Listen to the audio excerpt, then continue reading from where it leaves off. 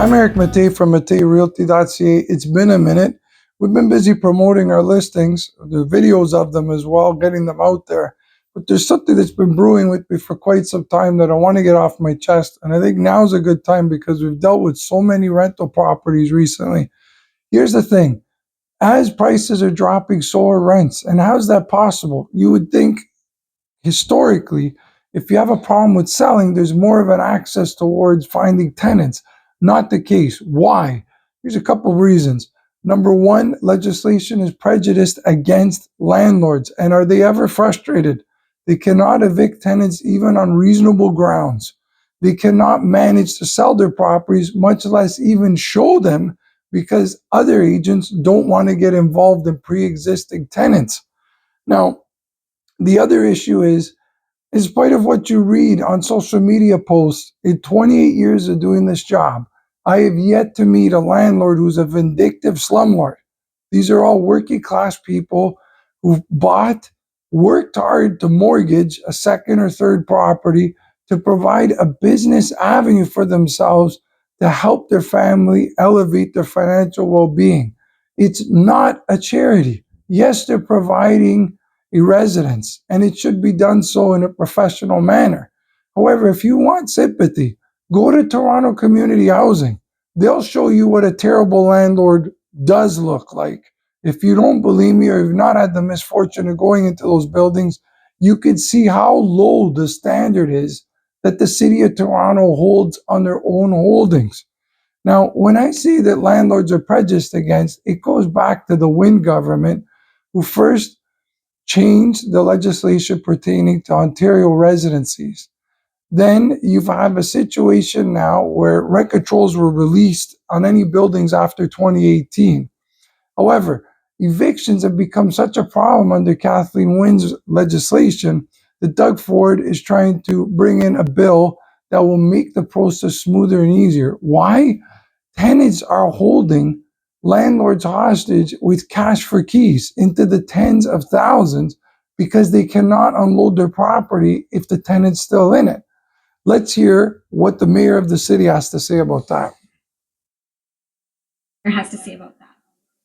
Half of Toronto's residents rent their homes. They deserve stability, fairness, and the peace of mind that comes from knowing they will not face an unfair eviction. This is someone who lived for free in Toronto Community Housing until she was exposed. I can't even stand to listen to another word from her. What a hypocrite. And if you passed grade 1 math on the 50-50 pie, if half the Toronto residents are tenants, the other half are homeowners. That's right. They own property and faced over a 9.5% increase in her first year of government and a 6.9% increase in this past year. Those increases pay for the landlord and tenant board. They pay for the services that cut the grass in the parks, and they pay for all of the other items that this city is acclimatized to having as a world-class city. Where are their rights? Okay, when they're held up for a year of non-payment and have to bribe the tenant to leave, when their units are flooded and no one at the LTB will help them, or when there's a fire because of a tenant who fell asleep with a cigarette or a joint in their bed, and there's no help from any police department that can assist these landlords in evicting these tenants. Something has to change, because rental properties now are becoming a pariah in terms of not even being able to be seen or sold. As far as I'm concerned, it's an unfair prejudice against landlords. And I know what that sounds like, being a realtor. Believe me, this is not an opinion. This is experience talking. I've seen the worst of it out there. And you have no idea, if you haven't seen it, how bad it could get from the tenancy side.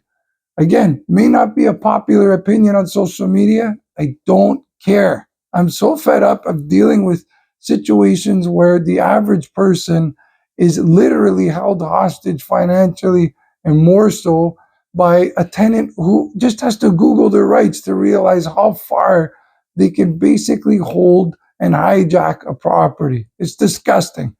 I'm all for fairness and balance, not her opinion of it, but I do think that in that checks and balance, it's a two-way street. Both parties have to agree what is fair, and it's time for a change. If you own a rental property or you're thinking of putting a tenant in a property, even partially, please God, whatever you do, call a lawyer, call another realtor if you don't want to use me, but talk to someone before you sign or commit to anything. You will regret it if you don't take the necessary steps of due diligence to protect yourself. I guarantee that much. Sorry for the long rant. I'm Eric Mattei. I hope to see you on lighter circumstances on the next installment of Wednesday Wisdom. Thank you.